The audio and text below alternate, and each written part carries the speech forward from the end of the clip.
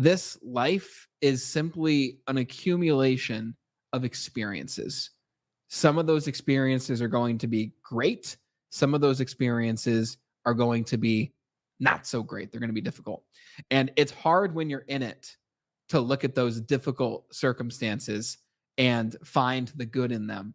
However, those difficult circumstances, when you don't achieve the goal, when your goals change, when you're struggling in one of those 5 key areas, when you're not finding the people to surround yourself with, when your body's not where you want it to be, right? Those difficult circumstances are the only reason that we even have these stories to tell.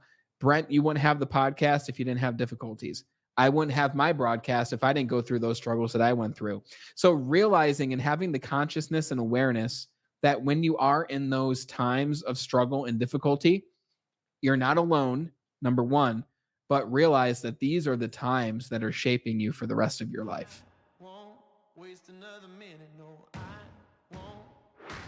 Here's the $1 million question. How do men like us reach our full potential, grow into the men we dream of being, while taking care of our responsibilities, working, being good husbands, fathers, and still take care of ourselves? Well, that's the big question. In this podcast, we'll help you answer those questions and more. My name is Brent, and welcome to the Fallible Man Podcast. Welcome to the Fallible Man Podcast, your home for all things man, husband, and father. Big shout out to Fallible Nation. You guys make this possible. And a warm welcome to our first-time listeners. I really appreciate you taking the time today to give us a chance, and I hope you enjoy the show. My name is Brent, and today my guest is the host of the Be Better broadcast and performance coach, Brandon Eastman. Brandon, welcome to the Fallible Man Podcast. It's great to be here, brother. It's the time has come. I know we talked about this for a while, and I love everything your show stands for and the people you're reaching and helping. So it's great to be here, man. Thank you. I appreciate it, man. Brandon and I are actually connected through some other ways, and so I'm excited to have him on. Brandon is a phenomenal podcaster. You guys should check out the Be Better broadcast. I like the fact that you said broadcast instead of podcast. It throws everybody off, dude. I'm so bad at like aligning. Like, people get those things where they're like, "Oh, the 3 R's," or I'm horrible at trying to make things fit. So the fact that you managed to do the 3 B's was just cool. I started that way and I kept it because I was like, just like you said, alliteration is nice, BBB. But I mean, people mess it up so often now that I'm like, maybe I shouldn't have done that. But we're sticking with it. It's over 300 episodes, so we're gonna keep rolling. Right on. So Brandon, we like to start on a lighter note. And so, how is your trivia skills? It depends on what the topic is, but I'm down to play. Pointless, useless trivia. That's what I aim for. All right. I like to think I'm like okay. If there was a scale of 1 to 10, I'm probably like a 3.5, 4. Oh, that's okay. I purposely look for I just randomly Google questions on the internet. Okay. Google that. If I really am getting nasty, I'll break out the old Trivial Pursuit questions. Yeah. Because man, they're just totally. I have old enough editions of it that most people have no idea what the answer is anymore. I'm down, dude. If you got a question, I'm down to play. Okay, so here is the question of the show. What is Shakespeare's shortest tragedy? Is it A, Macbeth, B, Hamlet, C, Romeo and Juliet, or D, Othello? Oh, I think it's so I read like all of those in English class, and thank you for the multiple choice. I'm gonna say Othello is the answer. All right, guys. If you're playing along with us at home, you know the rules. Do not cheat. Do not pause the show. Don't look it up on your phone. And for God's sake, if you're driving, please don't try and look that up right now. We'll get back to that. Now, Brandon, I don't do huge introductions because no one cares, right? Accolades are a thing of the past, honestly.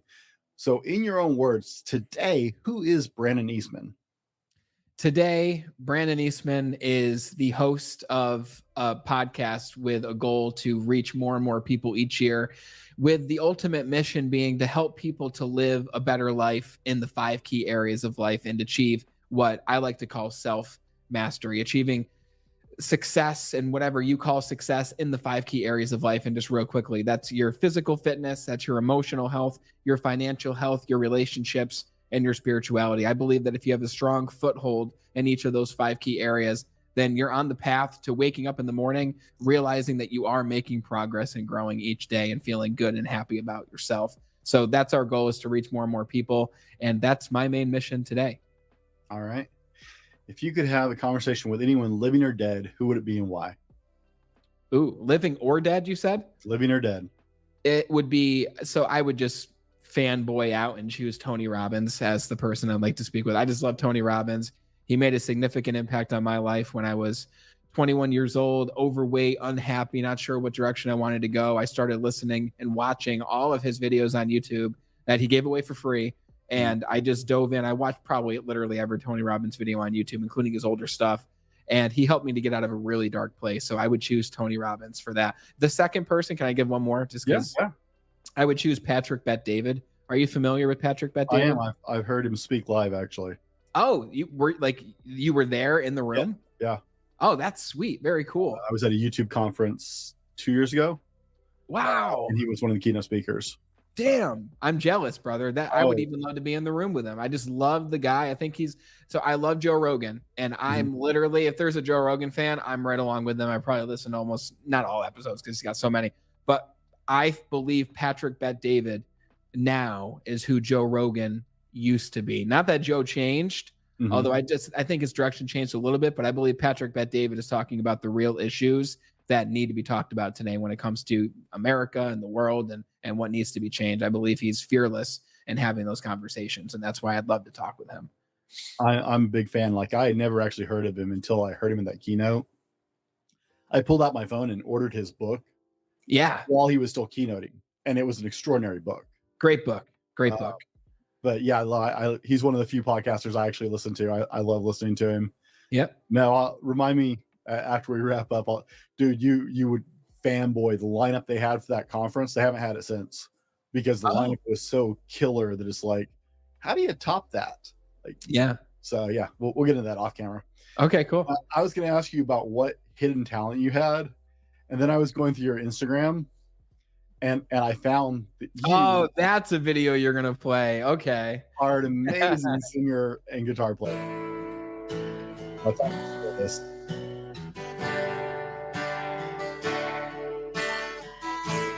Honey, why you calling me so late? I'm a fan of this song. It's kind of hard to talk right now. Honey, why you crying? Is everything okay? I gotta whisper cause I can't be too loud.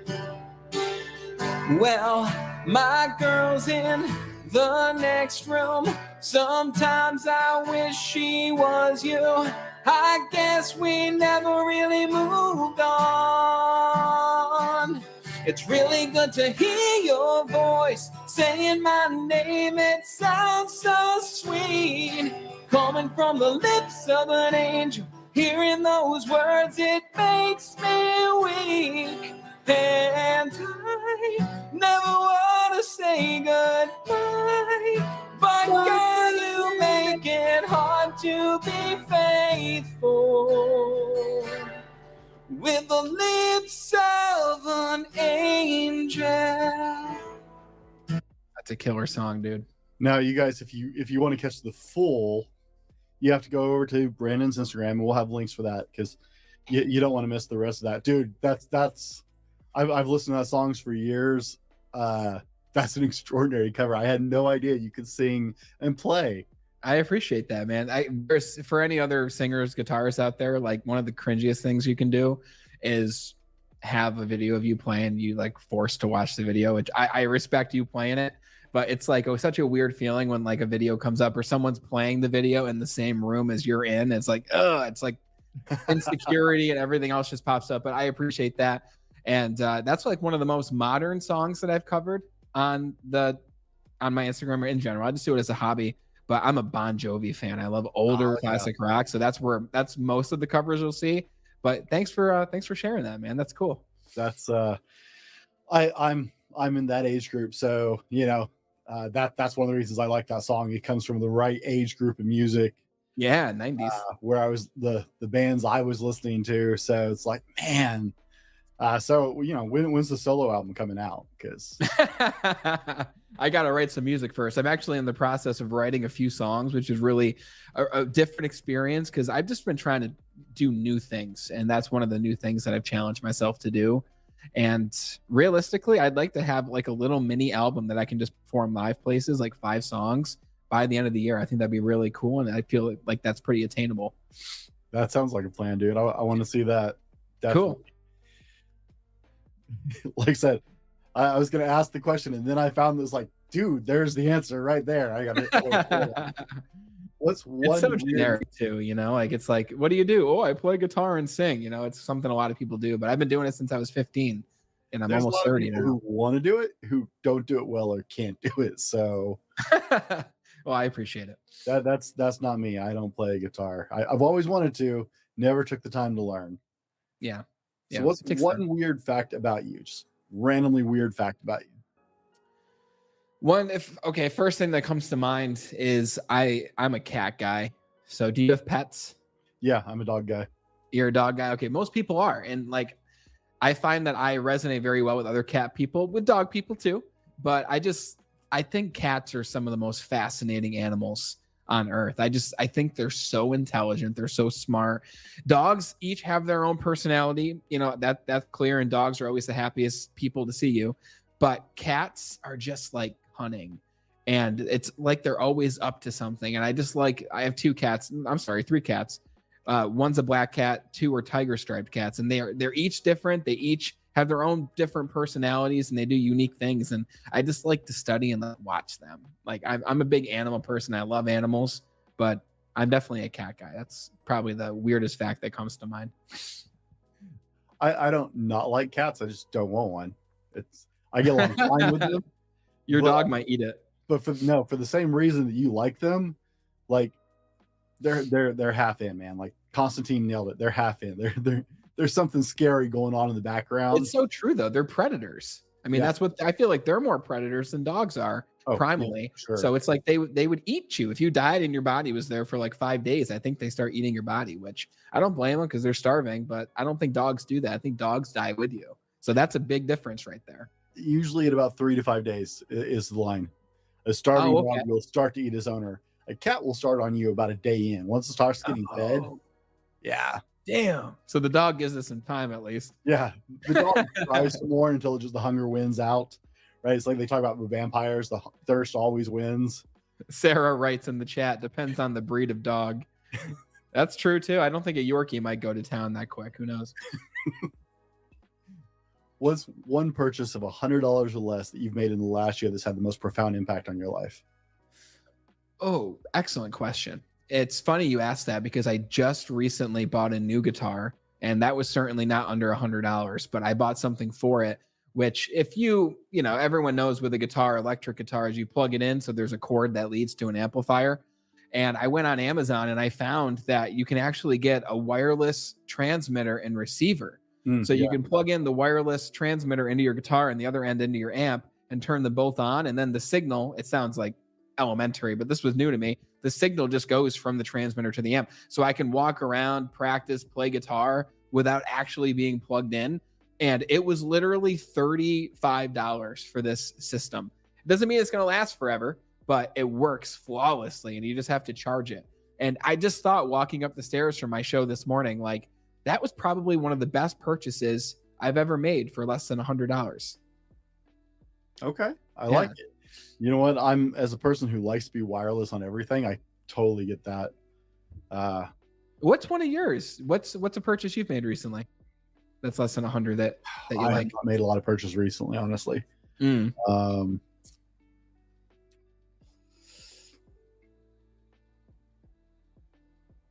Yeah, you see, this is not an easy question, my friend. Exactly. No, I ask it all the time. I've just been waiting for someone to throw it back at me. Under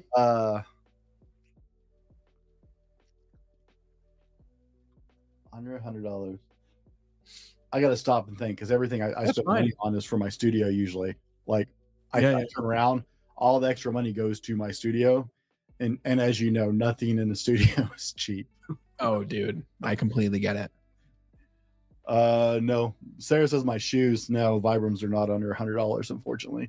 I wish they were under $100. I've never heard of Vibrams. Oh, they're the toe shoes. The Vibram 5-finger toe shoes. You like them? Are they comfortable? Oh man, I love these things. That I'm on my 3rd pair, I think. I've run races in them. obstacle Wow. course racing. If you like being barefooted, they're amazing.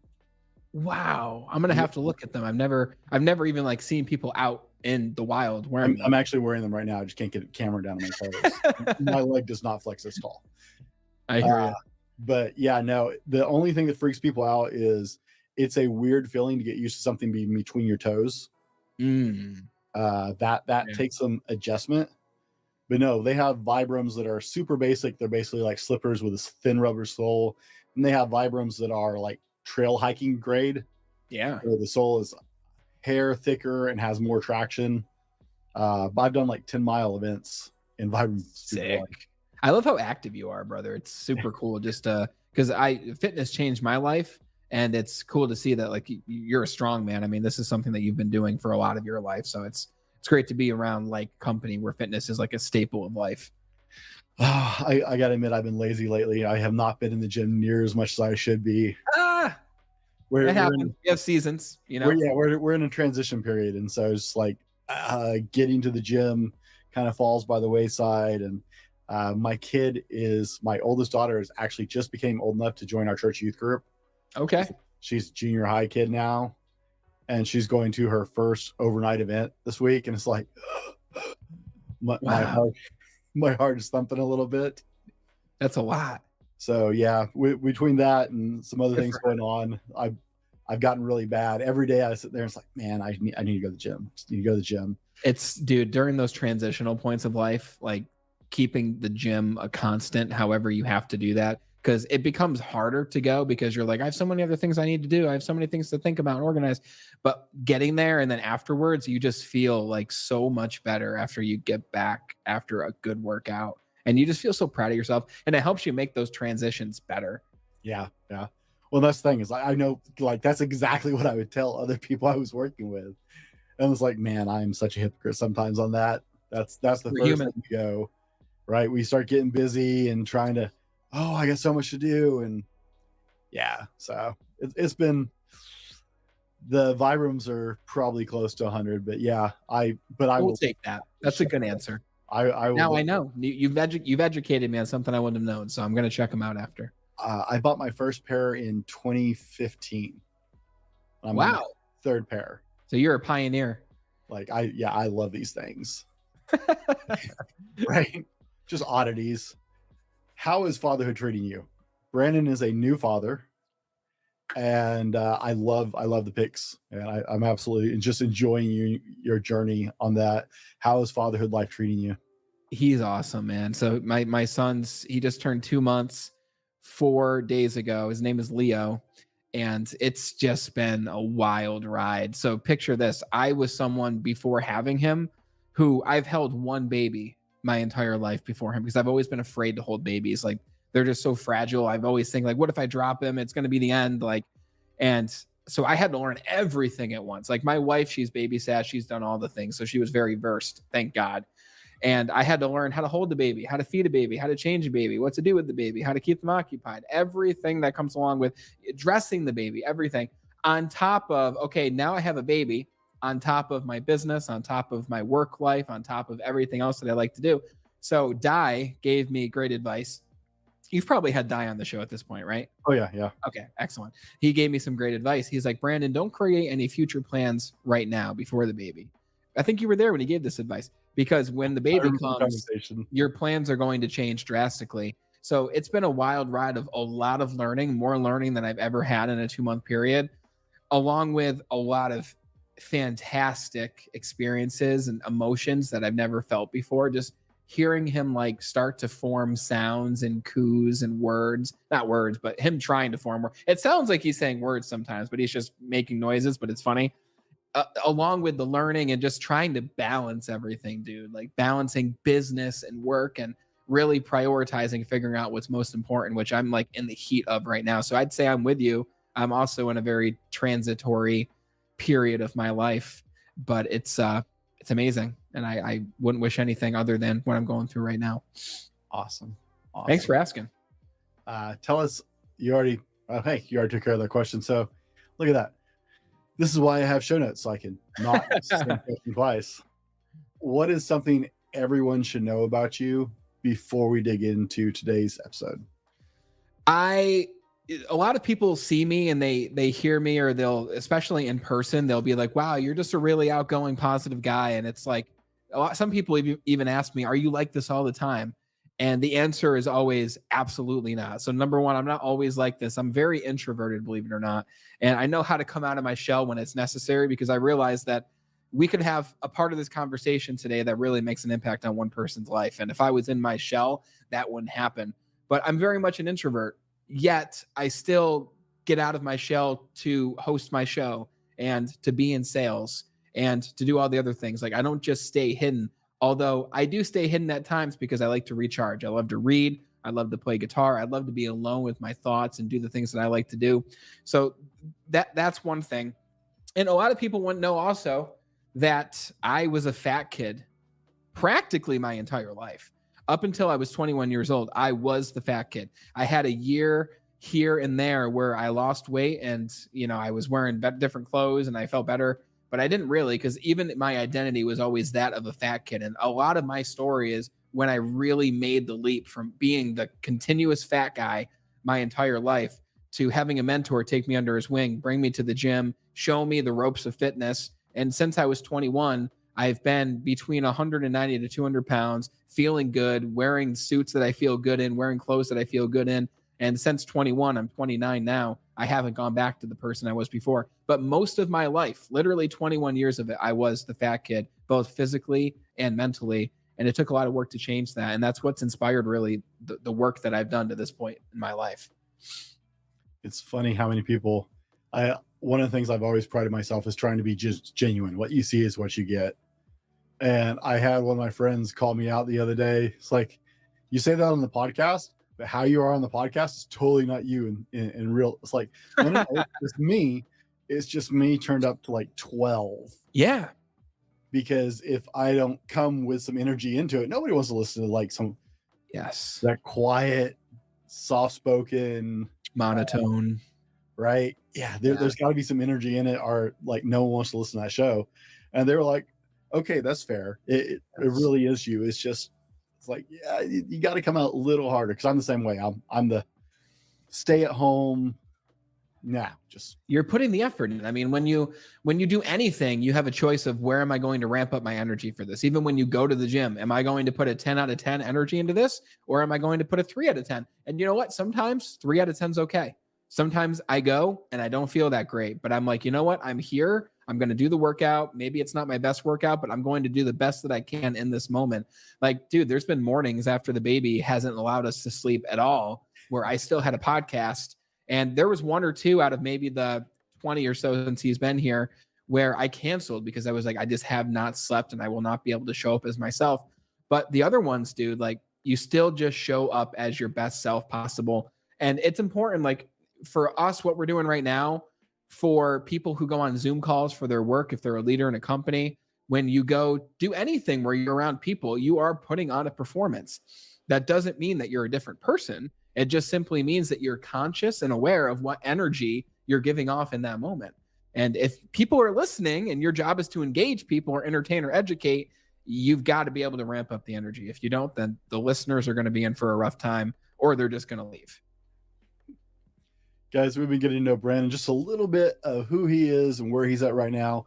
In the next part of the show, we're going to dive into the whys, self-mastery, and mistakes in setting goals. We're going to roll to our sponsor, and we will be right back with more from Brandon Eastman. Now, before we go any further, I wanted to share with you guys, I don't always tell you how much I love doing my podcast.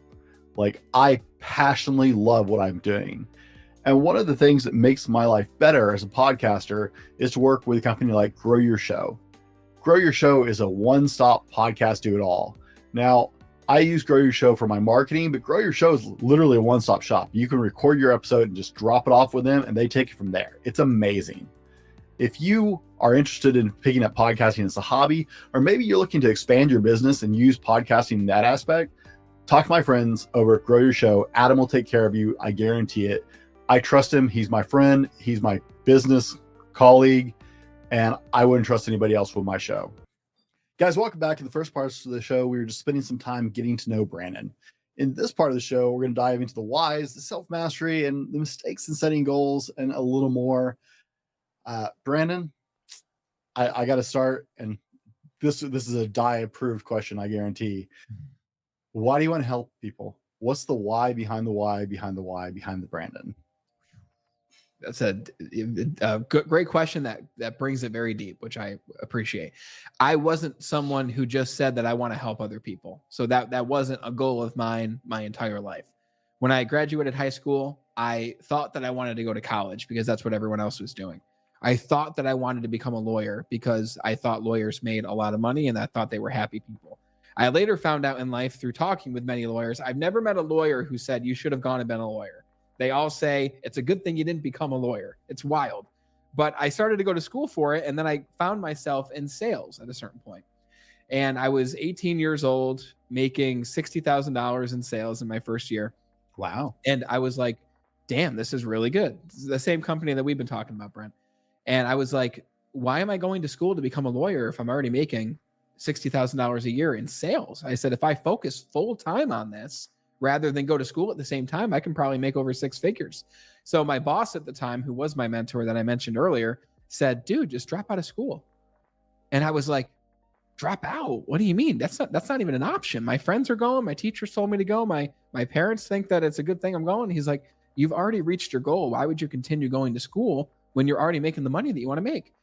So I did it. I dropped out. And to my surprise, people didn't care, right? Everyone was just like, okay, do your thing. And my next year in sales, I made close to six figures. I didn't quite make it there, but the year after that, I made over six figures, which was amazing.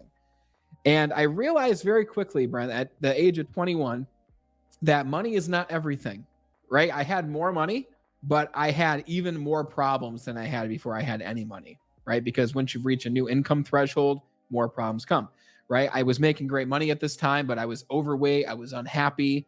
Like I told you, I was the fat kid all through this time for the most part, working a desk job, eating crappy mall Chinese, just doing all the things I shouldn't have been doing. And I was very, very, very unhappy and depressed at that point in my life. And I think it's fair to look back to say I truly was depressed in that moment. And again, I wasn't someone who wanted to help people. I wanted to become a manager because I thought that the title was cool, right? I didn't realize that a manager was actually a leader. I didn't realize that it was my opportunity to make a difference in other people's lives. And at 21, when my mentor introduced me to personal development, and he showed me the book called The Secret. I don't know if have you ever read The Secret? I haven't. Excellent book. I recommend it. It's by Rhonda Byrne. And most people listening have probably heard of it. It's about the law of attraction, how like attracts like, right? If you have positive thoughts, more positive things will come to you. And I was certainly the person that did not have many positive thoughts at that time. And I read the book. I was introduced to personal development. I started moving up in the company I worked for. I started to make giant leaps with my fitness and my health. Within 6 months, I lost 60 pounds. And within 8 months, I eliminated all the debt that I had. And I realized, wow, like I want to give other people these same realizations and learnings that I found. Like people don't realize that this stuff exists. Like even when you just said, I haven't read The Secret, I'm like, whoa, like super cool. When you read this, you're just going to have more things in your toolbox that you can use. Because the thing is, like, we all want to be happy. We all want to be successful, but our brain isn't programmed to make you happy or successful. Our brain is programmed for you to live, for you to survive, and to look for opportunities to continue that survival. That's literally it. So if we want to feel good on the journey of surviving and thriving, it's up to us to really fill our toolbox with the tools necessary to feel good. So to answer your question in a very, very short way, because I know I just went off there, but it all leads to this. I wanted to help people because I've always been a teacher. I've always been an educator in that way. I've always enjoyed teaching people and showing people things. But I learned it through my own firsthand experience. I changed my life in a big way, in many ways, and I wanted to help other people make those same shifts too. Okay. I always like when I talk to people in our area who coaches and personal development people who are trying to help other people. I always want to know why, right? I think years of in the 90s and the early 2000s, there were all those people on TV, right? All those infomercials who were like, oh, I'll fix this for you if you do, right? And I think it made us all cynical about other people. It's like, what do they really want, right? Sure. It's like Yeah. the televangelist wearing a Rolex, like, Sure.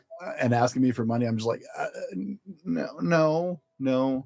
It's funny because I didn't even know that those infomercials existed until I had already discovered personal development, which is wild. So maybe if I had seen one of those commercials beforehand, maybe I would have gone for it. I don't know. I hadn't even read a book, really, a nonfiction book, until I was 21 years old. I didn't know they existed. I didn't know personal development podcasts and videos on YouTube. I didn't know motivation videos exist. I didn't know any of that existed. And it's like, why weren't we taught that during school?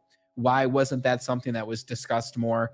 Even in my family, my father is a business owner, successful business owner. My mother is a very hard worker as well. She did daycare, she did waitressing as I was growing up, but they don't even know about these principles, right? Even now, my dad's like, you got paid to give a speech. He was like, what? He's like, how can you get paid that much for an hour for talking? And I was like, Dad, this is real. Like, this is an industry. Like, people need this information. And I think the best part, man, is when people come up to you afterwards and they're like, man, just like what you just said, at first I was like, is this guy just going to be another motivational speaker? Which I hate that phrase because it's temporary. Motivation wears off, right? And then they say, but by the end of it, I actually felt like you helped me to make a difference and I'm going to do things differently or add something to what I'm doing. So yeah, there's a lot of snake oil out there, but sometimes people need to see the Rolex and the car to really open up their minds to the possibility of doing something different to get a different result, I feel, which is interesting. It's the I want what you have. Yes. But not understanding how you have what you have. Yes. And it gets people, I think. Now, it feels really good when you get paid, like the first time you get paid to speak or something, but nothing compares to the first time, like, you really connect with someone and right? They're like, you changed life forever for me. Oh, dude. And then a couple months later, you're like, okay, have they held on to this? And you find out it's like, no, it took. I recently had one of the guys from my conference. He hugged me on the way out of my conference, said, you changed my life. I was like, no, you chose to be here. You changed your life. The question is, what do you do tomorrow with it? Yeah, that's true. I ran into a mutual friend and like, oh my goodness, his life has changed radically. He's fixed his job. He's gotten treatment for alcohol. He's fixed his marriage. He's a better dad. He's like, and I was like, yes, right? Because everybody gets excited in the moment, but when you actually start helping people, you're like, oh, how have I ever done anything else? This is hell, right? It's hard to go into anything else after that because you're like, oh, wait, one person can make a difference in another person's life. And that's just an amazing feeling anytime you help anybody. It's great. It's amazing. So you progressed through your journey, right? After you discovered personal development and you decided, I'm going to start a business and a podcast. Tell us about that and the foundations of that. So once I made those big changes in my life, I became a leader in the company finally that I was working for. And it's for all those listening, it's Verizon Wireless. And I became a sales trainer. So now I was helping people to make more money. And eventually I then became a trainer of other leaders at the company. I became the director of leadership development. And it's a big title that essentially means I helped other people to get promoted to the next leadership role, right? And I realized that when it came to training salespeople and when it came to training leaders, one thing was a constant. I found that there was a process that when these salespeople followed this process, they made more money and lived better lives. And when leaders followed this process, they became more influential leaders. They became happier people who also lived better lives. And I was like, this process is so important. I was like, if people who are in sales can follow it, if leaders can follow it, if anyone can follow this and just put the work in and implement what they've learned, like you said, a lot of people go to conferences and read books and they just accumulate information, but information is not power. It's only power when you actually implement that information. So once I discovered this process, I was like, I want to help people with these things, with these different problems they're facing, with the sadness they're experiencing, with being overweight, being fat, with being in debt, with being broke, with not being able to find the relationship that they want, or find happiness in the relationship that they have. I was like, I want to give this process to people outside of this company.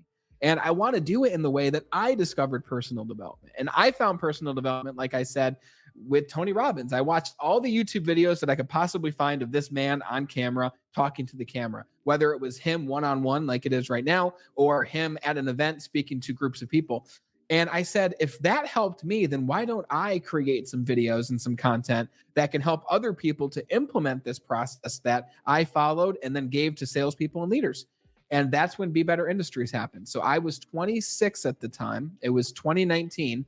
I started Be Better Industries, and I started creating YouTube videos. I started releasing 2 to 3 videos a week about how to release weight, how to get yourself out of debt. I actually made a book review on Patrick Bet-David's book that we mentioned earlier, Your Next 5 Moves, which, by the way, if you haven't read that book, guys, go on Amazon, Your Next 5 Moves, go buy that book. But I started making these videos, and that's when 2021 came. I'm 2 years into it now. The pandemic is in full effect. And I said, you know what? Who am I not reaching? And I realized I'm not reaching the busy leader and the busy sales professional who doesn't have time to sit there and watch a video on how to better their life. They're listening to podcasts. They're at the gym. They're in the car. They're doing all the life things that involves them not being able to look at their phone or their computer or their TV. So I started the Be Better broadcast, which is everything that I was sharing on my YouTube channel, but now it's in podcast format. And it stopped being just about me, right? I had a friend who said, Brandon, your content is really interesting. It's really great hearing your story, but there's only so many stories you can tell about yourself that will help other people. He's like, what if you brought other guests on the show and interviewed other guests about their stories? And I was like, that's a really good idea. So I started to do that. And I remember this gentleman named Ben Winters was the first person I interviewed, and I really enjoyed it. So that became the first broadcast episode. And now 2 years later, we're over 300 episodes. We've crossed 100,000 downloads across platforms, which is amazing. And I found that I really, really like the podcast format because most people can relate to it, because everyone knows what a podcast is, even the older generations for the most part. Even my dad knows what a podcast is. Doesn't listen to them often, but he knows what they are. So that's where the goal comes from. I want to create and build the #1 personal professional development podcast in the world, because I know that I'm a great teacher. I love teaching. It's what I love to do. I know I'm always going to teach. I'm never going to retire. I'm just never going to do it. There will come a point where I don't need to work, but I won't retire. I'm always going to continue teaching and sharing these principles and whatever else that I learn along the way from all the great people I get to talk to. I look forward to years of bumping back and forth on that #1 spot with you. Hell yeah, brother. Let's do it. That's cool right there. Like, okay, me and Brandon, we're gonna swap back and forth and fight. Hey, dude, we got the same look going on in a very similar way, you know? I feel like I'm looking in a mirror. If you guys are listening, you can check out the video over on the podcast website or on YouTube. But yeah, like, I mean, we look like we're related. Especially when I had a longer beard. But, you know, I took that off. There was a lot. Yeah. Anyway, we won't get into the long beard stories. Well, you were talking about being the fat kid growing up, and that was definitely me. Yeah, brother. I was like, wow, we really just have gone neck and neck for a long time. And how old are you, Brent? I am 43. So I've got you by a few years. Yeah, just by a little bit. Not too much. Oh, man. So one of the things I was looking in, getting ready for the show, and self-mastery is a concept just keeps coming up in the foundations of all of your work. I'm looking into your corporate programs for like industry sales, because you help do trainings for large corporate industries and sales professionals, as well as individuals, as well as your personal development work. And I see this theme of self-mastery come up over and over. What do our listeners need to know about self-mastery and understand? A lot of people in today's world, especially, and I know this because I talk to people who listen to the show and people on the streets, when people, like, I just got a message the other day by someone I went to school with who said, hey man, can you send me a link to your podcast?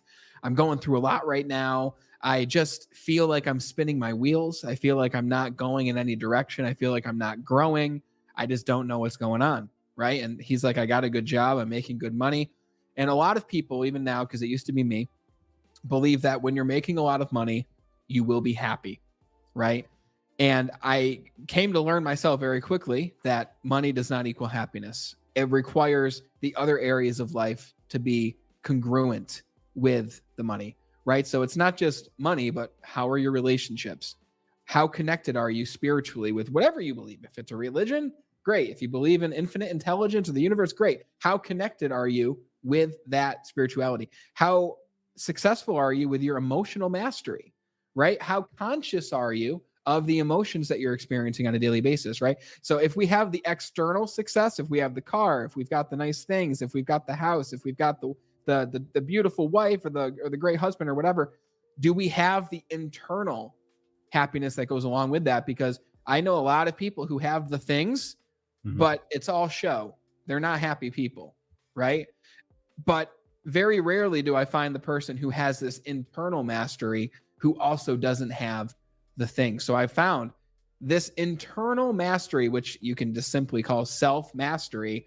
This mastery of every area of life is necessary in order to experience this state of being, which is an emotion called happiness, right? And it doesn't mean that you need to be loaded financially. It doesn't mean that you need to have all your relationships figured out. You don't need to have total emotional mastery over you're feeling great all day long. Like emotional mastery doesn't mean you're always feeling good, right? If you're always feeling good, then you don't know what good is because that's a constant. It's the only thing you ever experience. So just being conscious of those 5 key areas of life and asking yourself, which of these areas of my life is holding back all of the other ones from being at their peak? So like I told you, I was the fat kid my whole life. For me, it was my physical fitness. My fitness held everything else back. Because I was fat and unhappy, it stopped my relationships from blooming to the point they could. It stopped me from connecting spiritually to, I didn't really believe anything spiritually at the time, honestly. So that it stopped me from totally encountering any spiritual essence of whatever is out there. It stopped me from being at my income peak. It stopped me from being at my career peak. My physical fitness stopped me from achieving mastery in those other areas. But for some people, they're extremely fit, but they're broke, right? And if you're broke, you don't know how you're going to pay the rent. You don't know where the groceries are going to come from. You don't know how you're going to support your family, right? I've never been broke with a family, right? But I know other people who are. And if you're broke, the only thing you can think about is money. It's like being in a room without air. If you're in a room without air, what are you constantly thinking about? You need to breathe. You're trying to breathe, but you can't. And it's the same thing with money. And it's also the same thing with relationships. If you have no relationships in your life, if you don't have many friends, if you don't have a significant other, then you're constantly asking, what is all this for? Like, why am I doing all this? So it's not about being a master in each of the areas. It's about asking yourself, which of these 5 key areas are holding all of the other ones back? And then not try to master them all, but focus on that one area that's halting all the other ones. That is self-mastery. Because once you start focusing on one of those areas that's holding all the other ones back, a rising tide raises all boats, right? So you work on that one thing. For me, it was my fitness. And then your relationships will bloom. Your finances will get better. Your emotions will get better. Your spirituality will exist, because for me, it didn't even exist. So once you start working on that one area, so I ask everyone listening, what is that one area of life for you right now? Write it down. And don't judge yourself about it. Don't say, oh, I can't believe I allowed myself to get here, right? No, say, this is where I am. This is the truth. Now, what can I do starting now in order to make 1% progress every single day to go from where I am to where it is I want to be? Because I know that by focusing on that, everything else will improve as a result. I feel like that's like just I should just stop. There's a mic drop moment there. Guys, that was deep, and I want you to pause the show, because there's a lot more value to come, but I want you to play with that in your head. Actually do it, right? We already talked about earlier in the show, a lot of people read the books, a lot of people go to conferences, a lot of people listen to the shows and you go, oh yeah, man, that's great. Pause the show right now, unless you're driving, because we don't write while we're driving. We've talked about that. Please don't. But pause the show write down the 5 pillars and identify which one you're struggling with. Just to say them one last time, not to interrupt you, I just want to say it one more time. Physical mastery, emotional mastery, your relationships, your finances, and your spirituality. Those are the 5 pillars, so you can write them down. All right, write them down and identify that one. Like, circle it and commit now, commit today at this moment to fixing that issue, to just dive into that one issue, and you'll be amazed at what happens to your life. Now, all personal development guys talk about setting, smart goals, good plans. And you alluded there is a misconception when it comes to setting goals and plans. So what is this misconception? Because we don't want people, right? They're about to decide, this is what I'm going to commit to working on. Yeah. So what's the misconception here? The first thing I'll say when it comes to goals is goals isn't about the destination. Goals is about the journey that you're on. Because I started talking about goals as an example, even on my YouTube channel. I have videos about SMART goals, like what you just said, setting goals that are specific, measurable, attainable, realistic, and time bound. I talked about those till the cows came home. I talked about them all the time. But then I realized my goals when I started that YouTube channel are very different than my goals now. And I was so steadfast that my life was going to look exactly like I wanted it to 5 years ago. And if you had told me 5 years ago that you're not going to achieve what you want and your goals are going to change, I'd say I can't see that happening, right? I was so committed on this one specific thing. But then my goals changed, right? Because we can create goals and we can set a vision, which is necessary. My process that I mentioned that I train salespeople and leaders on is called the 5 P's of self-mastery. And the very first P is to create a plan. You have to have a plan. If you don't have a plan, it's like going to a foreign area and not setting your GPS and hoping to get around. You're just going to be driving in circles. Maybe you'll get to where you want to go to, but it's going to take you years rather than minutes. I realized quickly that my goals changed, but I didn't give myself grace about it. I thought something was wrong. The reality is, setting goals is important because let's say you have a vision for yourself 5 years from now. A lot is going to happen in 5 years, right? As an example, I set goals before the pandemic. The pandemic changed everything when it came to the business model that I was shooting for in early 2020 and 2021. And my goals changed. My vision changed. But the beautiful thing about goals, Brent, is they give you a direction, right? When you set goals, there's literally a part of your brain that activates and helps you to focus on what it is you want. It's called the reticular activating system. It's the RAS for short. And it's literally it's a part of your brain at the very tip of your brainstem that helps you to focus on what's most important.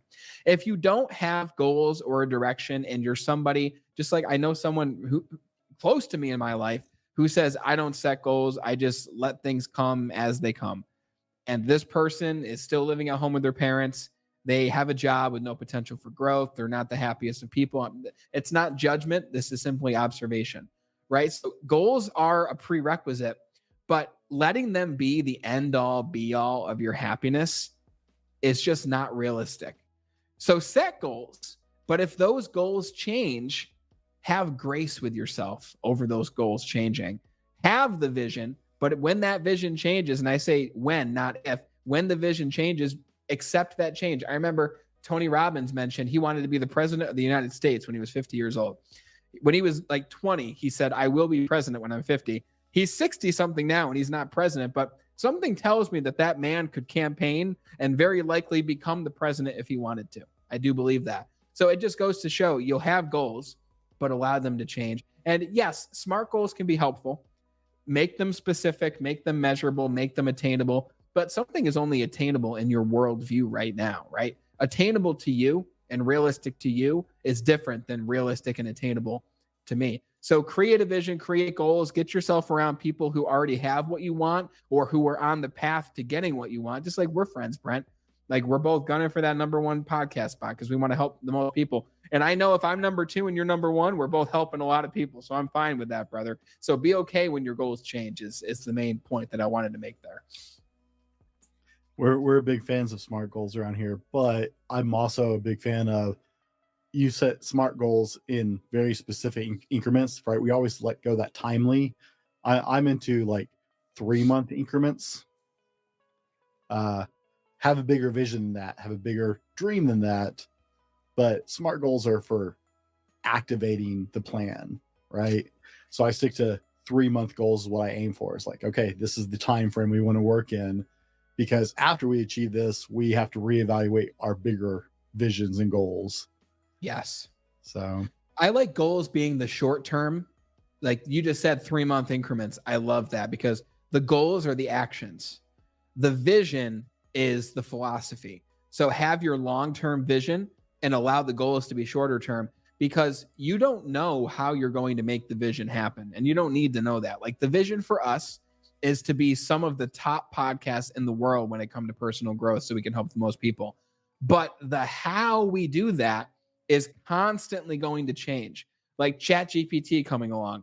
That wasn't here 5-6 months ago, right? Maybe it was, we just didn't know about it, but now it is, and it's a tool and we use it. We learn, we educate ourselves. So the how in the vehicle will change. And that's a big part about having grace with yourself about how you're actually going to get to the vision. And you might have a year where you don't make much progress at all.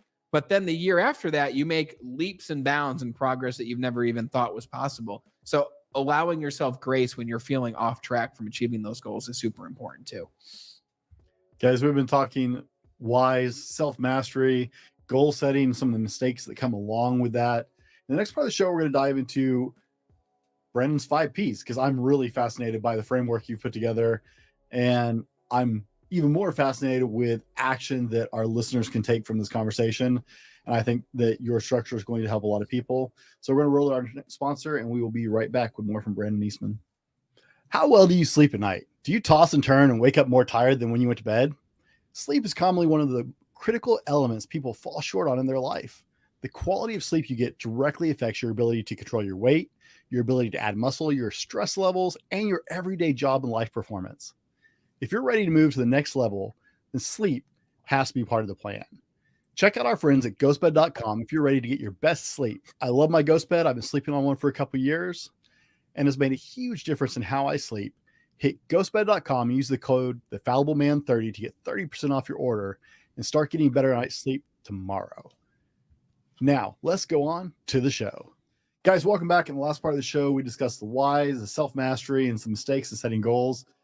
In this part of the show, we're going to run quickly through Brandon's 5P framework, because I want you to go hang out with Brandon on his show to get the in-depth version of that.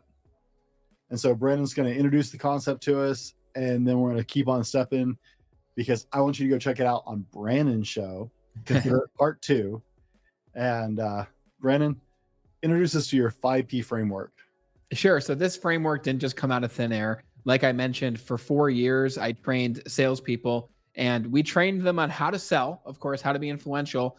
But I found that when they incorporated this 5P process into their life, their sales improved, but their lives improved as a result. Okay. So I actually found that the sales improved after the life improvements happened. And the same thing for leaders. When they incorporated this process into their life, their leadership improved because their life improved as a result. And the greatest salespeople and the greatest leaders that you'll talk to, that you'll meet, they all follow this process, whether they realize it or not. And we already talked about the first P. The first P is create a plan forward. Know what you want. Have the vision, because if you don't have the vision, it's a lot harder to create the short-term goals that come along with the vision. So you got to have a plan, right? Have a plan for the next 3 months. Have a plan for the next year. Once you go beyond a year, that's when the vision starts to take hold. I believe that the vision happens after the year point, because you don't know what can happen within a year. Something can happen that completely changes your goals. It completely changes your life. But the vision is something that stays constant because it's so far out. The second P is how you fuel the plan. The second P is power.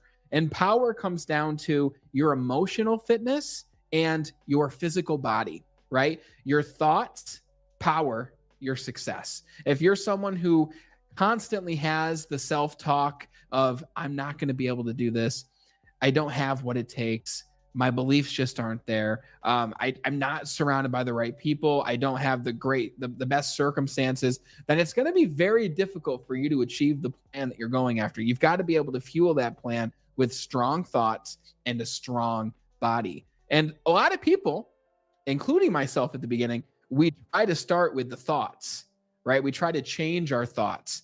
That's very difficult. It's much easier to change our body first, because when we change our body, when we put our body into motion, it changes our thoughts by default. When you focus on your physiology, your thoughts change as a result. That's why they call it emotion. Emotion is energy in motion. Get your body in motion, your thoughts will follow. That's the second P, power. The third P is to discover and align yourself with purpose. This is where it kind of, some people think that this gets airy-fairy and a little bit foo-foo. It's not by any means, right? When I discovered my purpose, it was by accident, right? So it's hard to really just go out there and try to find your purpose. I feel that your purpose finds you with what it is you're doing. But your purpose, you can live your purpose inside of a job, inside of a company, in your own business, inside your community, in your family. You can live your purpose anywhere, but really what that purpose is how you give back to other people. So Brent is living his purpose with the Fallible Man podcast. He's living his purpose with his events that he hosts, right? That's his way to give back. You're listening to this show for free. You didn't pay to listen to the show. That's Brent living his purpose. And anything he does that can align with him giving back and him with the show, that's him living his purpose. I've never met someone who wasn't aligned with their purpose who was living an ultra successful and fulfilled life. Purpose is the third P. The fourth P is find and surround yourself with the right people in order to accomplish your vision. So I'm blessed to be part of a community that includes Brent, that includes one of my mentors today, who is Di, who's been on the show. You got to surround yourself with the right people. If you're not surrounded with the right people, it's going to make it very difficult to achieve what you want to achieve. The top salespeople always talked with the other top salespeople. The greatest leaders always communicated with the other greatest leaders and the people who were above them. We've all heard the cliche, you are the 3 to 5 people that you spend the most time around, and it is so freaking true. Get around the right people. That's the fourth P. And finally, we alluded to this a bit already when we talked about the different areas of life, but the fifth P is progress. Don't look to just make these giant life transformations overnight. You're going to put a lot of pressure on yourself. Look to simply make 1% progress every single day. If you can move forward 1% every single day, after a year, you activate the law of exponentials, right? After a year, you'll have grown 37% in that area that you've been moving towards. Imagine where you'll be after 5 years. Right now, you're at over 100% growth. So move forward 1% every single day, Brent. Just choose that one area of life you want to focus on, and then ask yourself, what is one thing, not 10 things, 20 things, what's one thing that I can do now in order to move forward and make progress? So in conclusion, and they do go in order, that is really important, create a plan, fuel the plan with power, align it with purpose, surround yourself with the right people, and make 1% progress every single day to move towards that plan. You and your clever outlines with letters. It makes it easy. It makes it easy to remember. Now, guys, we'll have all of Brandon's connection information for you in the description and the show notes, as always, to make sure that you can connect with him. I'm serious. I'm recommending go over to the Be Better broadcast and go in depth with Brandon on the 5 Ps to really learn how to implement those more effectively in your life. I know you're all waiting for the most important thing. Shakespeare's shortest tragedy was actually Macbeth. Okay. So if you guessed Macbeth, you were right. I know that's the important part everybody cares about. I forgot about that. That's right? Funny. You guessed Othello. I would have guessed it wrong. Like I said, I look all these up. So Macbeth is his shortest tragedy.